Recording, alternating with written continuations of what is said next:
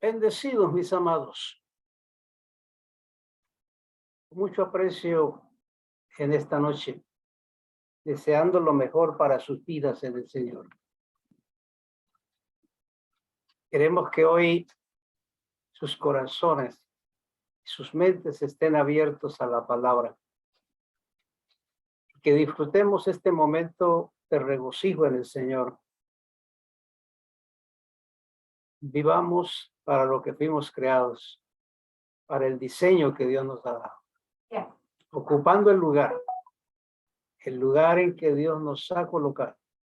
Fuimos puestos para hacer alabanza de su gloria. El lugar donde Dios nos ha colocado. Y es el mejor lugar donde Dios nos ha puesto. Si permanecemos firmes en su palabra, en el lugar, sin movernos, veremos entonces la gloria del Señor en nuestras vidas.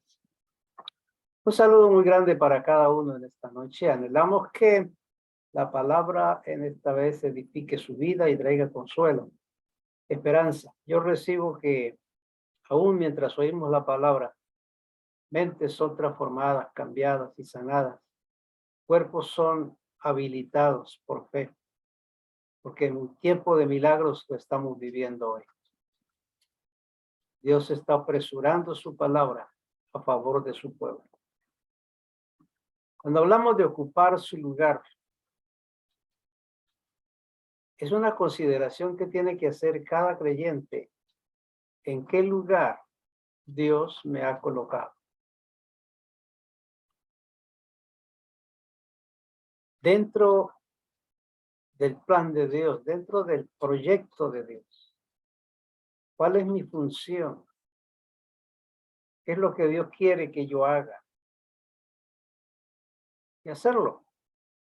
Porque una vez que descubrimos el lugar que Dios nos ha colocado, solo nos corresponde funcionar de la manera que Dios quiere que nosotros lo hagamos. Tenemos que entender que nuestra dependencia es total y completa de Dios. Cuando pensamos en la vida de Israel y su líder Moisés, Moisés emprendía una tarea, un camino, el cual él solo le sería imposible llegar. Era obvio entonces que no podría resolver los inconvenientes del desierto.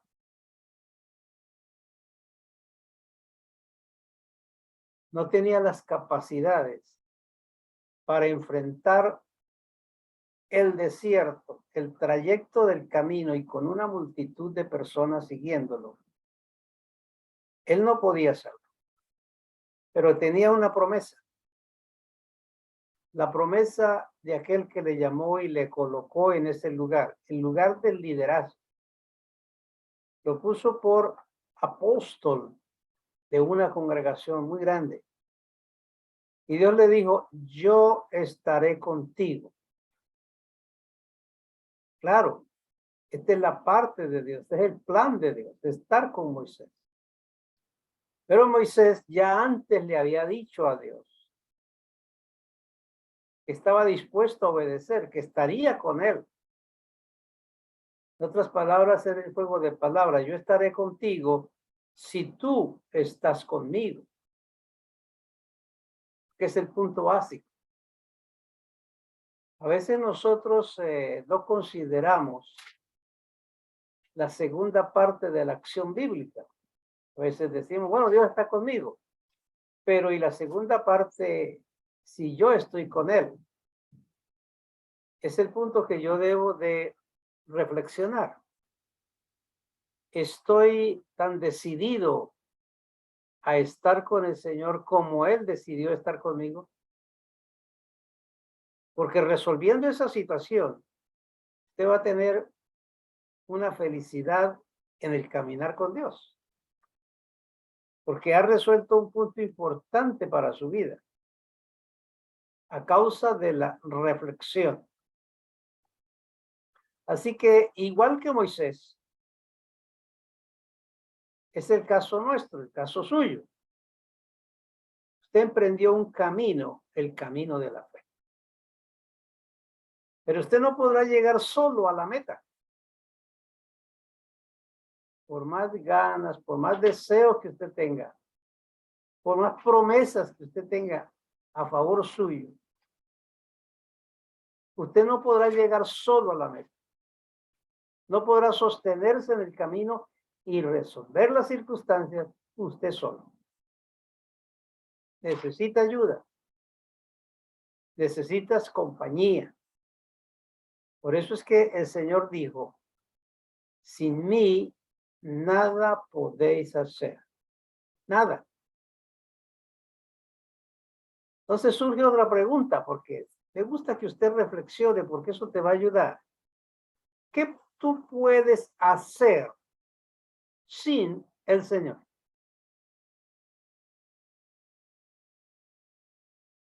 Él dijo, sin mí nada podéis hacer. Y alguien dirá, bueno, pero yo algunas veces he hecho cosas y no he pedido la ayuda de Dios. Es que a veces no entendemos bien el trasfondo de la palabra. Cuando el Señor dijo, sin mí nada podéis hacer, tenemos que encontrar el trasfondo real de cada vez que Él dijo eso, en las muchas ocasiones. Sin mí nada podéis hacer algo que agrade a Dios. O sea que puedes llegar a hacer cosas sin la ayuda de Dios. Es tu obra, es tu trabajo, es tu esfuerzo, es tu pericia, es tu capacidad. Pero no agrada a Dios. Lo que Yahshua dijo es, sin mí nada podéis hacer que agrade a Dios. Y estamos aquí entonces para ocupar un lugar que es agradar a Dios. Entonces, lo que emprendamos nosotros a hacer, lo que intentemos hacer, debemos contar con su ayuda. Él dirá de pronto una hermana por ahí de las que cocinan, dice, yo sé hacer un arroz, no necesito la ayuda de Dios. Tal vez 50 años lo llevo haciendo. Bueno, hazlo.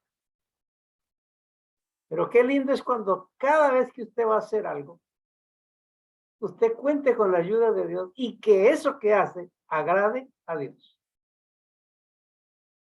Así que reflexione sobre las muchas cosas que usted hace o que usted va a hacer y que ya sabe hacerlo, porque las ha venido haciendo por mucho tiempo. Pero ahora surge la pregunta. Cuando usted hace algo que usted sabe hacer, ¿eso es agrado de Dios? Reflexiónelo, porque es interesante. Entonces, en las circunstancias adversas, todo el mundo tiene. Usted no podrá vencer solo. Entonces, por eso hay que oír al Señor. Hay que estar en acorde con Él. Hay que estar en armonía con lo que Dios dice. Y esto es lo que nos lleva a la santidad, a la perfección, a la pureza, una conciencia limpia. Esto es lo que nos lleva a alcanzar el lugar de la inspiración, de la revelación, de la voluntad perfecta de Dios en nuestra vida. Porque cada vez que usted va a hacer algo, usted cuenta con la voluntad de Dios. Y eso pues te va a decir con mucha claridad de que no vas a buscar la ayuda de Dios para hacer algo que usted sabe que no es agradable a Dios, que es tu voluntad, o que posiblemente son satisfacciones de las pasiones o concupiscencias de su carne. Cuando sucede eso, usted no va a pedirle ayuda a Dios para que le dé facilidad de hacerlo. Claro, la mente del ser humano, especialmente del religioso, es muy engañosa. Déjeme contarle algo. Yo viví en un lugar, en un segundo piso. Tenía acceso a una ventana muy grande hacia la casa del lado, que tenía un buen espacio de terreno sin construir. Y allí tenían un altar con muchas imágenes y le prendían velas. Bueno, dos muchachos de los que vivían ahí eran de esos muchachos que están llevados de las circunstancias adversas. Y ellos eran atracadores. Pero usted los veía siempre que iban a salir, que venían hasta ahí, prendían las velas, se arrodillaban, rezaban un ratito y se echaban la bendición y salían. Yo creo que lo que estaban diciendo es, entre dos cosas: guárdame que no me vayan a matar en esta ocasión y aparéjame un cliente a quien robar. Ese es un concepto religioso totalmente. Entonces, pero a veces el ser humano se deja engañar de su mente y piensa que puede pedirle a Dios ayuda o contar con Dios para hacer las cosas que él quiere hacer, pero que sabe que no son del agrado de Dios. Y de eso, pues, tenemos que dar cuenta en gran manera. Entonces, siempre tenemos que estar en armonía con lo que Dios dice, con lo que Dios ha manifestado para nuestra vida. Busque esa armonía en todo lo que hace y usted se dará cuenta de los pasos agigantados que va llegando hacia una conciencia limpia, hacia un corazón puro y hacia una santidad perfecta. El apóstol Pablo dijo estas palabras allá en el libro de Romanos capítulo 8. Ante esto, ¿qué diremos? Si Dios está por nosotros, ¿quién contra nosotros? Y ese es el principio de nuestra verdadera fe y nuestra verdadera confianza. El plan de Dios es tan maravilloso que debemos conocerlo para poder disfrutarlo.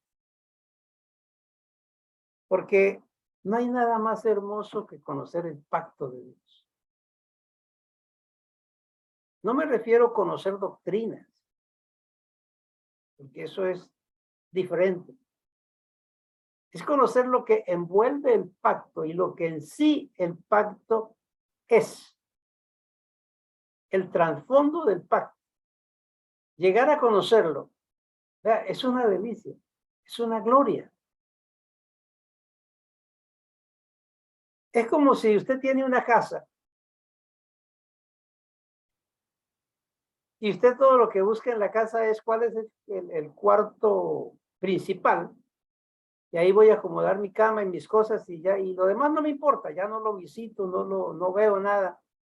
No, este es mi cuarto y aquí me voy a dedicar. Si alguien llega a casa y le pregunta, bueno, ¿y cómo es esta casa? Dice, bueno, pues es una casa grande. Dicen que tiene como 6 cuartos, pero pues la verdad es que yo me he acomodado en el mío. Y ahí vivo. Estoy muy contento y feliz, pero no conocen la casa. ¿Usted cree que una persona es justo y honesto que eso suceda? Pues resulta que cuando hemos venido al pacto de gracia, a gran cantidad de gente le pasa eso. Solo están interesados en lo que ellos son, en lo que Dios les da, pero no en el pacto, en conocer el trasfondo, la plenitud, la grandeza del pacto. No la conocen porque no se interesan. Solo se interesan en su pequeño reino dentro del pacto de Dios. Y esta gente que vive así, pues no crece. Siempre están cortos en todas las cosas. Es como el que tiene una finca, compra una finca y va y se acomoda en la casa de la finca. Pero si alguien le pregunta hasta dónde llega la finca, la verdad es que yo no sé porque yo me he salido por allá, yo simplemente estoy aquí. Y ese terreno que hay allá es suyo, pues yo sí creo, pero la verdad es que no estoy seguro porque no conozco los límites. Entonces es una persona que no conoce, no se preocupa por eso. No hemos venido al pacto de gracia, usted tiene que hacer lo mismo, conocer, pasear el pacto, disfrutarlo, vivirlo, ver qué tiene. Y para eso hay que trasegar la relación con Dios y su palabra para entender todas estas cosas. Por eso es que yo a veces me deleito las horas en la palabra, porque el pacto es inmensamente grande y conocerlo, bueno, demanda una eternidad, pero mientras tanto que tengamos este tiempo, yo me dedico a conocer el pacto para mí. Y eso es maravilloso. Ahora, para conocer el pacto, hay que hacer eso. Pero cuando el apóstol Pablo dijo, si Dios es por nosotros, ¿quién contra nosotros? Nos está dando dentro de sus promesas un respaldo, una garantía de un cuidado. Si Él es por mí, yo estoy tranquilo, estoy seguro. Pero ¿cómo yo garantizo de que Él está por mí? Porque Él lo dijo, pues no le fiel a su palabra. Pero tengo yo la garantía de que estoy en el otro lado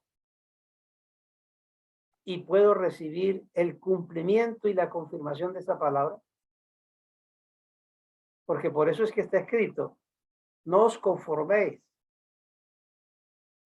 Y luego sigue diciendo, dice, para que comprobéis cuál sea la buena voluntad, agradable y perfecta. Hay que comprobarlo.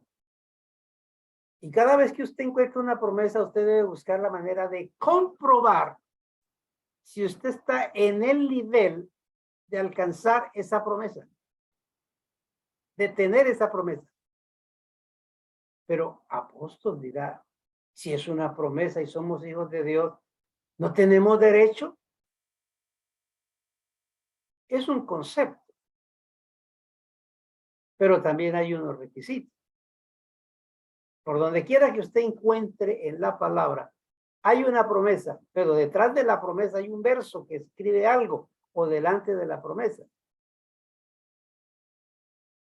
Por lo menos dice, clámame y yo te responderé, pero es que no pare ahí porque sigue diciendo, y te enseñaré. Tiene que tener disposición de aprender. Luego dice, invócame en el día de la angustia, yo te libraré. Y bueno, ya es suficiente. No, hay una partecita que falta. Y tú me honrarás. O sea, si no tengo disposición de honrar a Dios, la primera parte yo la hago vana, porque Él conoce mi corazón. Les quiero que usted reflexione sobre estas cosas, porque ya para el tiempo que nosotros tenemos de recibir palabra todas las semanas, en abundancia, como dice Germán, tanto montón de revelación que tenemos y a veces estamos como patinando en un lugar sin avanzar. Y es porque sencillamente no reflexionamos esos puntos de nuestra vida. Pablo enfatiza eso y dice, si Dios es por nosotros, ¿quién contra nosotros? Pero ¿dónde se colocó Pablo para tener seguridad de que Dios era por él y que eso era seguro? Con Yahshua estoy juntamente crucificado. Me crucifico con él y él está conmigo. Se ubicó en el lugar que le daría la victoria.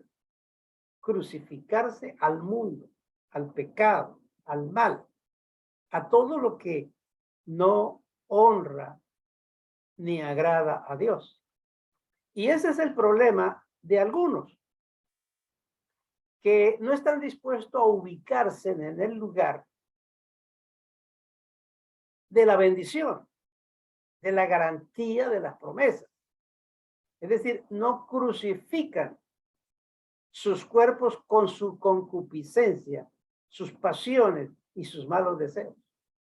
No crucifican su vida libertina, su ego, sus pasiones, su proceder. Entonces, andan siempre con una carga muy pesada sobre su vida. Algunos creyentes aman a Dios, porque ¿qué creyente no ama a Dios? Y quieren sus beneficios. Todos queremos los beneficios. Suplir las necesidades. Pero, ¿conocemos el plan de Dios? ¿Conocemos lo que Dios quiere? Generalmente aquí hay una pregunta que surge casi todos los días. Y es cuando la gente pregunta, ¿yo tengo privilegio, tengo acceso a esos beneficios del gobierno? Es la pregunta. Y siempre me doy cuenta que mi esposa responde, ¿cuántos años tiene? ¿De dónde tú eres? ¿Tienes los papeles al día?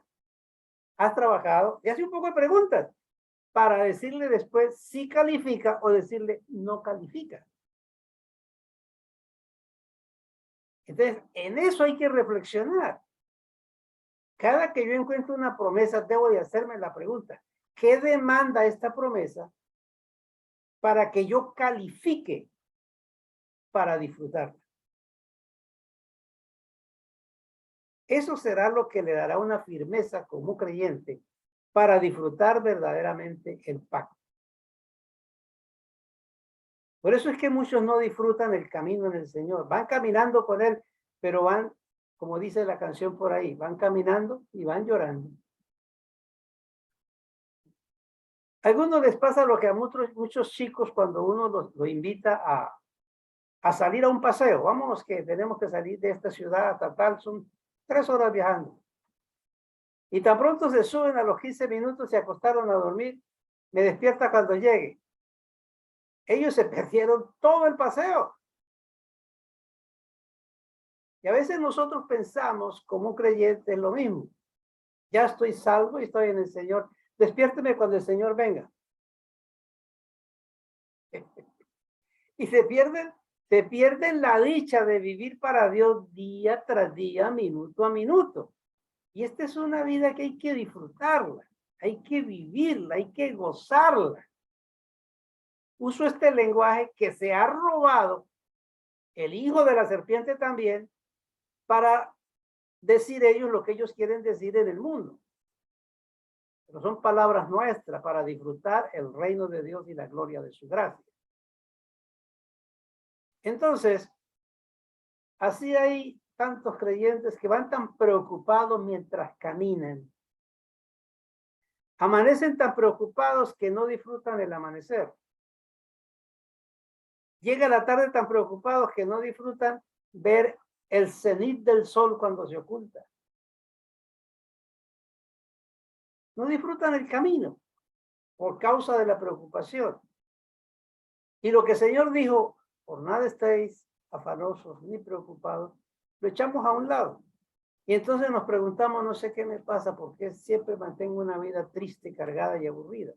Y es porque no reflexionamos.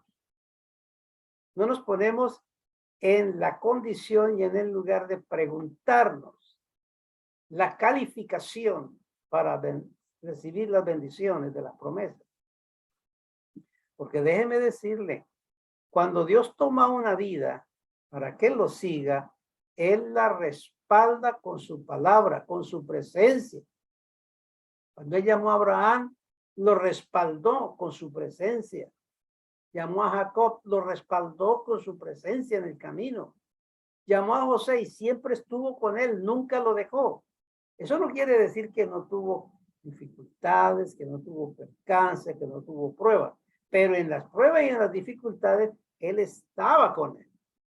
Él llamó a Moisés y no lo dejó, estuvo con él. Lo respaldó en todo tiempo. Llamó a David y lo ungió. Y aunque sus hermanos lo odiaban, y sus padres lo despreciaban, él levantó la voz con una confianza para decir, aunque mi padre y mi madre me dejaren, mi Dios con todo me recogerá. Esa era su acción. Ahí tenemos a Pablo. Era por decir así, por causa de su conocimiento que tenía, tanto intelectual como escritural, y además de la familia que él venía. Era un hombre con muchos privilegios en medio del pueblo judío y del pueblo romano. Pero cuando llegó a los caminos del Señor, todo eso lo perdió. Pero Dios lo siguió respaldando. Ahora, Dios te ha llamado a ti. Cuando Dios llama y Dios te llamó a ti. ¿No crees que Dios va a hacer lo mismo contigo? Que te va a respaldar. No te está diciendo que no van a haber dificultades. Yo oro a Dios que hoy en el camino que vamos son 3 horas en carro, pero oro a Dios que Él vaya conmigo. Eso no quiere decir que no se le va a pinchar una llanta, porque no se le va a acabar la gasolina, porque va a encontrar un trancón. No, está diciendo que Dios está contigo en las buenas y en las súper buenas también.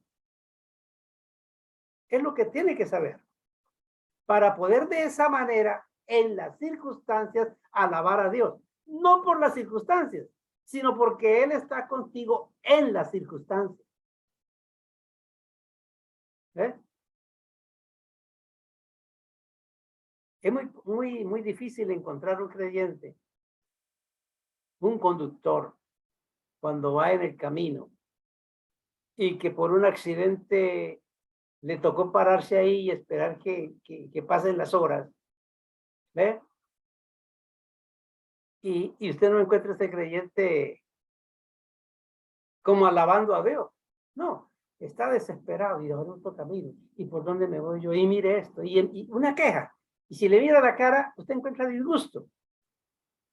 Y a eso es que yo prefiero. Pero ¿cómo puedo yo, apóstol, mantenerme en eso? En lo que le estoy diciendo. Tiene que saber que Dios está contigo. Él te va a respaldar. Él no te va a dejar un minuto de tu existencia. Él va a ver el proceder que tú estás teniendo en cada circunstancia. Si tú le alabas a Él y le adoras a Él, bueno, vas a encontrar un beneficio grande de parte de Él. Dios tomó a Israel y nunca lo dejó solo, a pesar. Y Él nunca lo ha hecho con nadie. Bueno, escrito está, si le negáremos, Él permanece fiel. Si fuéramos infieles. Él se niega a manifestarse cuando le negamos a Él. Pero una vez que nos afirmamos en Él, ahí está. Así que estar de cara a Dios es estar con Él.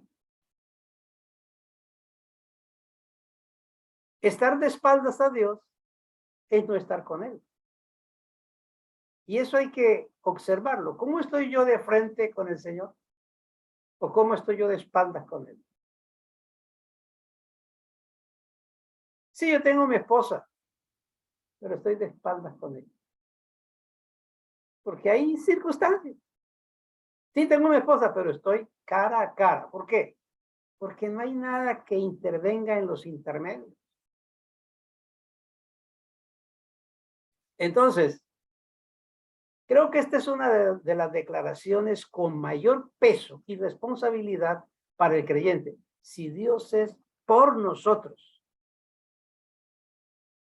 Porque esto no fue así con el pueblo de Israel cuando capturaron el arca los filisteos.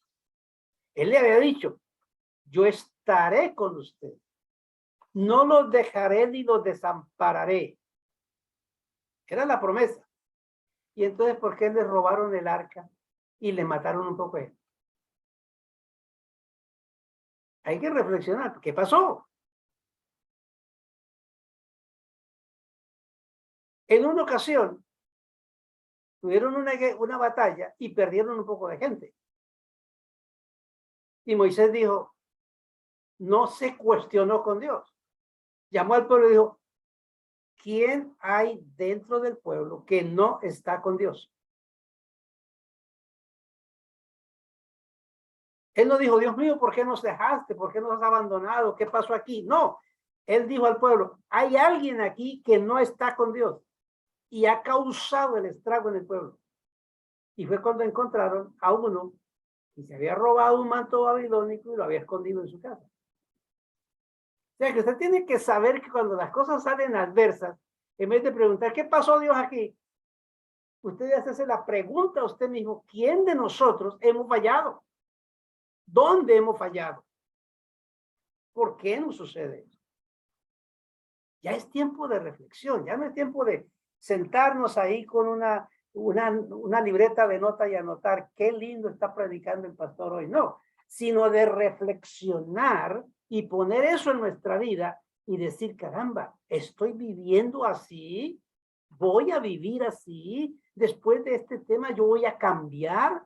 Tiene que hacerse esas reflexiones, porque eso será lo que le va a ayudar a establecer una relación con Dios y a vivir una vida basado en las promesas de Dios y disfrutándolas en gran manera. Si Él es por nosotros, ¿quién contra nosotros?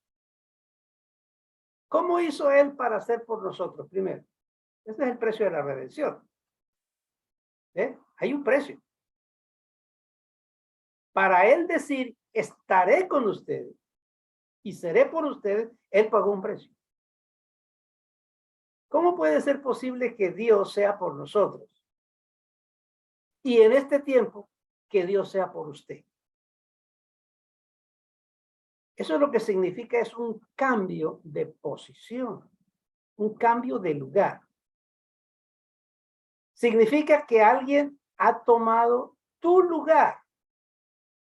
¿Cómo puede ser eso? Bueno, Él tomó su lugar en la cruz. ¿Por qué? Porque Dios, antes de la cruz, usted encuentra que Él dictó sentencia. La paga del pecado es muerte. Y el que pecó está destituido de la gloria de Dios. Dio la sentencia. Y también dijo, sin derramamiento de sangre, no hay remisión de pecados. Él dictó la sentencia, como el juez allá arriba, dictó la sentencia. Esa es la única forma de cambiar esto. Pero no había quien pagar el precio. No había sangre inocente. No. Entonces, ¿qué hizo? Pues el juez se bajó de su trono y ocupó el lugar del condenado y fue a la cruz. Es decir, fue por usted. Cambió de lugar. Porque el que le correspondía ir a la cruz era el hombre. Porque es el que pecó. Dios no pecó. Yahshua no pecó. Pecó el hombre. A él le correspondía que le cayera el juicio de la ley. Por eso es que dice la maldición de la ley. Cuando Pablo dice, él nos libró de la maldición de la ley. ¿Por qué? Porque él se puso en el lugar que a usted le correspondía para que él fuera maldito por la ley, para que usted fuera bendito por la gracia de Dios. Eso hay que entenderlo para poder ser agradecidos con Dios. Así que él tomó su lugar en la cruz. Entonces, ahora debes estar con él en su resurrección. Debe cambiar de lugar, vivir agradecido y ponerse en el lugar de la victoria y vivir en ese punto de agradecimiento con Dios. Como cuando alguien dice, yo estoy aquí por él. Él no vino, pero yo estoy aquí por él. Quiere decir que está ocupando su lugar con todas las atribuciones, con todos los derechos, con toda la autoridad. Cuando representamos a alguien o cuando somos enviados por alguien. Entonces, la pregunta aquí es, ¿cómo podemos vivir su plan si no conocemos el plan? Hay que conocer el plan de Dios. Por eso Pablo le dice a los Corintios allá en el capítulo 5, a quien no conoció pecado, Él le hizo pecado por nosotros, para que nosotros viniésemos a hacer justicia de Dios en Él. Usted no se justifica. Es Él quien justifica. Es Él quien nos pone en la posición de justificado. Y que Dios primero juzgó el pecado, juzgó la desobediencia, juzgó que sería la ley que cubriría el adulterio y la fornicación. Todo lo juzgó. Y luego se puso en la posición y lo pagó con su muerte, con su vida, entregando. Tomó ese lugar. Ahora, cuando Él fue a la cruz, tomó tu lugar. Eso significa que usted, en otras palabras, tú eres el que merecía estar allí, pero fue Él el que fue. Él tomó su lugar por ti. Creo que lo entiendas ahora. Así que lo más glorioso de esto, es que cuando tú naciste,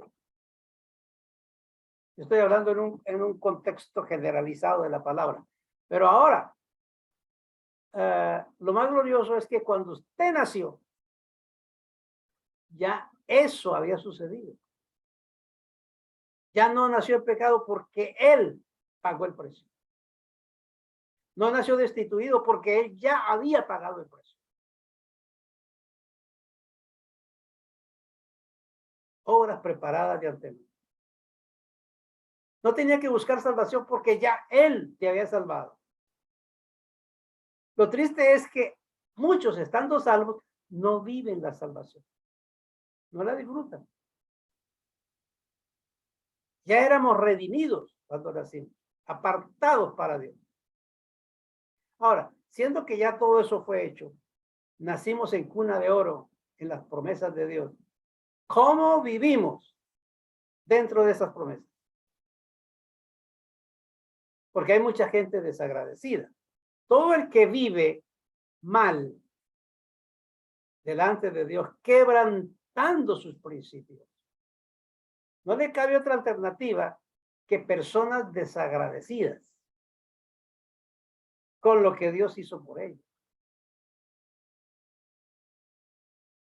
Alguien decía por ahí que el pecado más grande dentro de la humanidad es la ingratitud. Por eso en Éxodo 23, hablando de esta promesa que Dios le dio a Moisés, le dijo, pero si en verdad oyeres su voz e hicieres todo lo que yo te dijere. ¿Quién es el que oyó a Dios? El que hace lo que Él dijo. Seré enemigo de tus enemigos y afligiré a los que te afligieren. Ahora, yo sé que todavía quedan algunos rasgos de un concepto malversado de un mundo religioso que conoció cosas de la gracia de Dios. Y es que se dice, bueno, es que todo lo que es el Antiguo Testamento, eso terminó, se acabó, eso no va, eso no existe. Eso es como decir, Yahvé no va aquí. ¿Cómo así? ¿Qué está diciendo? ¿Qué ignorante eres? Y Yahvé es Dios. Yahvé vino a salvar al hombre. Se encarnó, habitó entre nosotros y está con nosotros Yahvé. ¿Cómo puede rechazarlo? Él es el mismo ayer, hoy y para siempre. Además, él dijo que la hierba se seca, la flor se cae, pero la palabra permanece para siempre. Lo que él dijo allá, permanece. Él no ha cambiado. Si queremos que Él sea enemigo de nuestros enemigos, ¿quiénes son tus enemigos? Dentro de tu lado está la pobreza, la miseria, la enfermedad, la dificultad y cuántas cosas más. Son tus enemigos. ¿Y cuántas cosas te afligen? Pero Él dijo, yo seré enemigo de tus enemigos y afligiré a los que te afligieren. Sí. oyeres mi voz e hicieres todo lo que yo te dijere. Ahí estriba el asunto. Éxodo 23, 22. Es lo importante que es ubicarse en el lugar, estar bien ubicado. El creyente no debe estar preocupado por los que le rodean en maldad o las adversidades que pudieran llegarle. Usted no debe estar preocupado por eso. Su preocupación debe de estar en oír atentamente y obedecer la palabra. Eso es estar bajo su abrigo y bajo su cobertura. Hoy cuando tenemos tantas y tantas amenazas, y no amenazas efímeras, sino amenazas que están ahí sucediendo. Así que, si camina en línea con el pacto, la palabra se cumple. Hay que conocer el pacto. Si tu corazón no es recto para con Dios, los enemigos van a entrar porque eso es una hendidura. Como dijo David, una rajadura por la que entra el mal. No vas a tener voluntad para resistirlos o apartarse de ellos.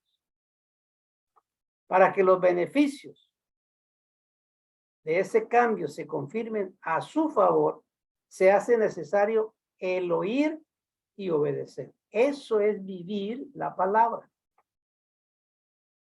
El condicionamiento aquí es la obediencia, que proviene del oír atentamente. Eso es asimilar lo que usted oye. Entonces él será para usted enemigo de tus enemigos. No es que mi oración a Dios sea, no permita, Señor, que me llegue esto, no permita que llegue aquello, no permita que suceda. No, es que esa no debe de ser la oración del creyente, del que conoce el pacto. Eso déjelo al religioso, al niño. Dios mío, guárdame del hambre que viene, y guárdame de la tempestad que se está levantando, y guárdame de los terremotos. Déjele eso al niño, al religioso.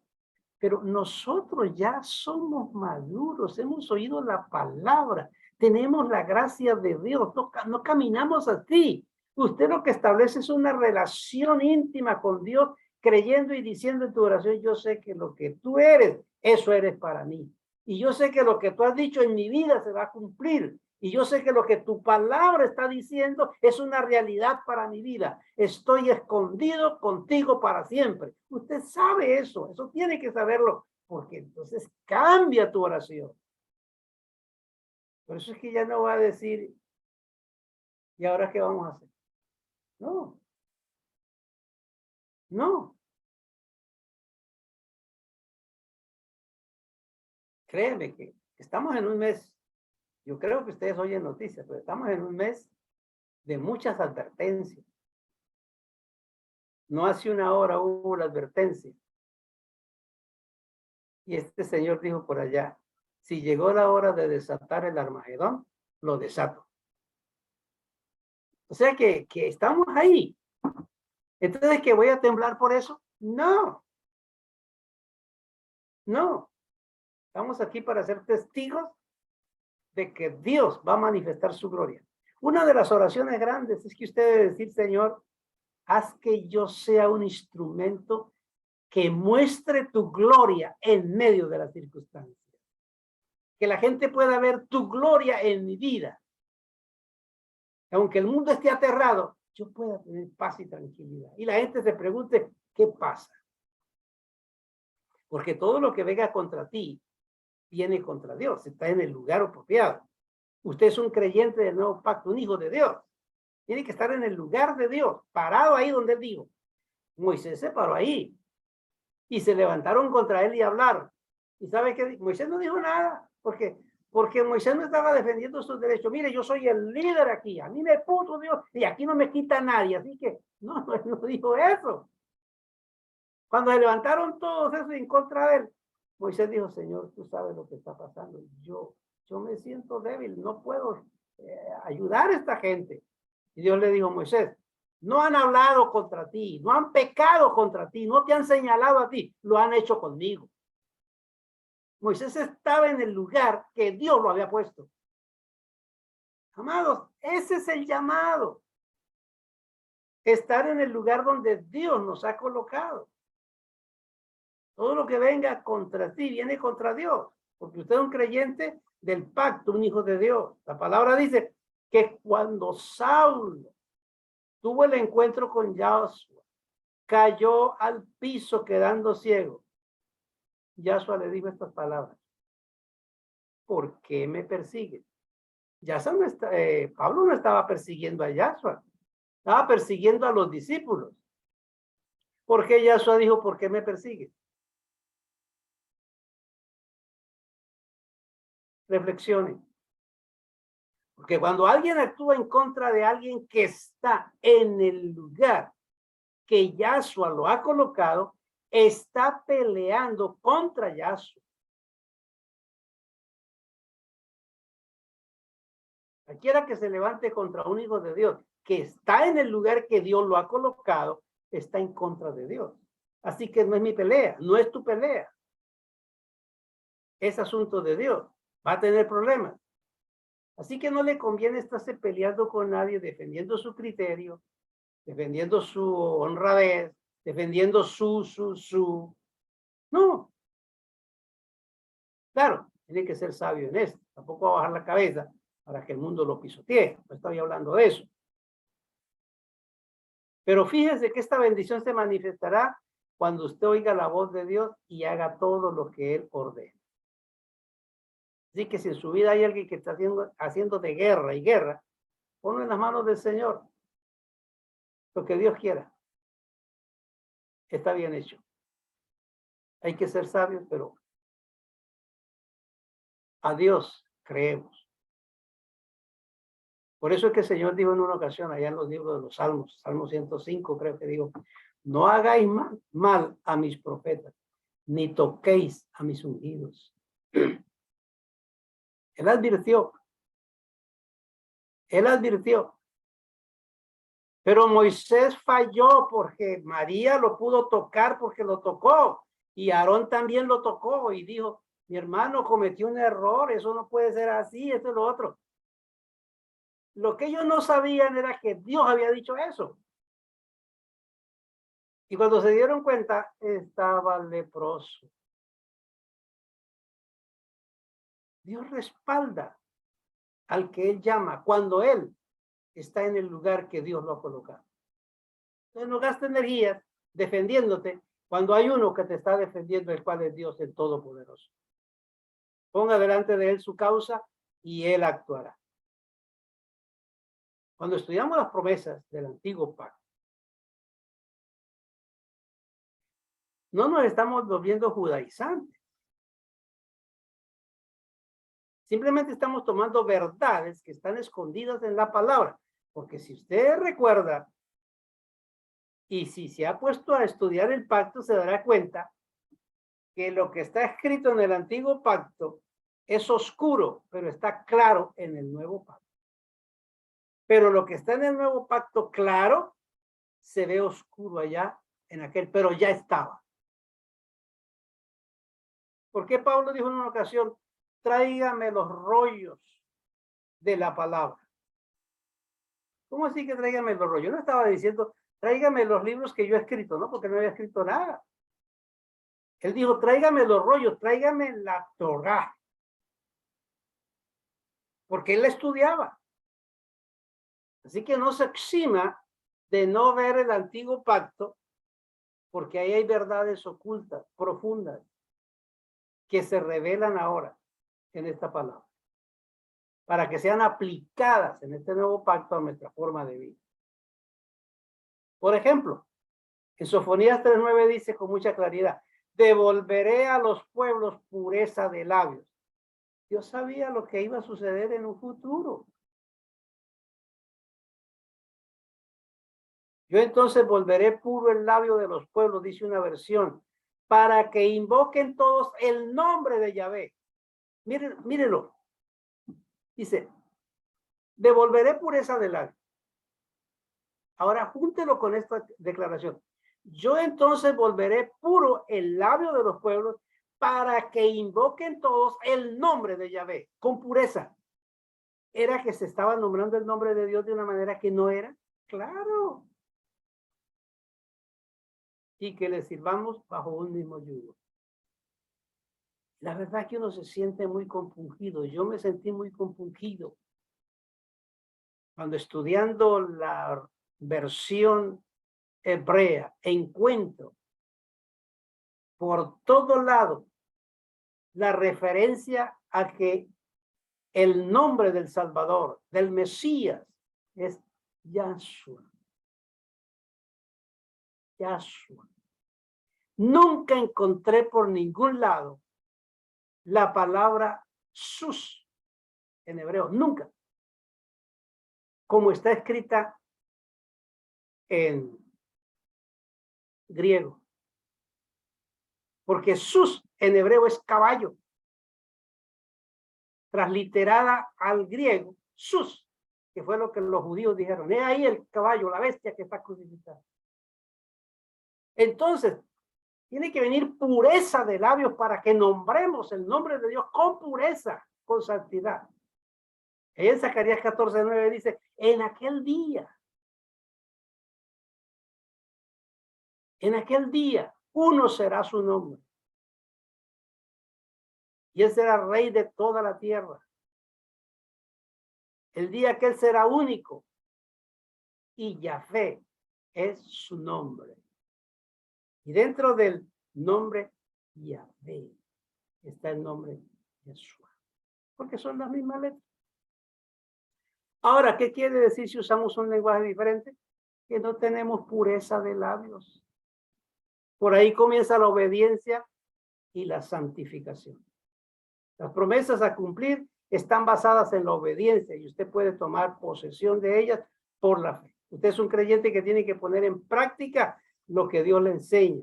Y Dios está comprometido con sí mismo, obligado con él mismo a traer a manifestación lo que él prometió.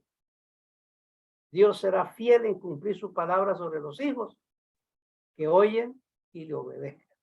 Y usted debe estar parado en el lugar donde le garantiza que la promesa se hace realidad.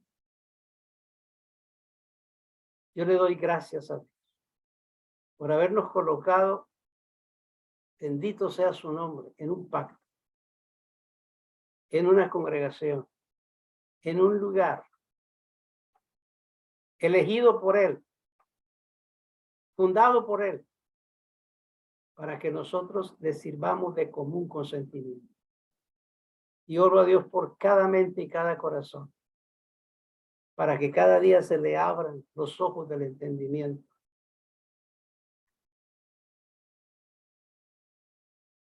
Y aprendan a conocer el pacto que Dios les da. Y así Dios estará por cada uno en los momentos que Él prometió que estaría.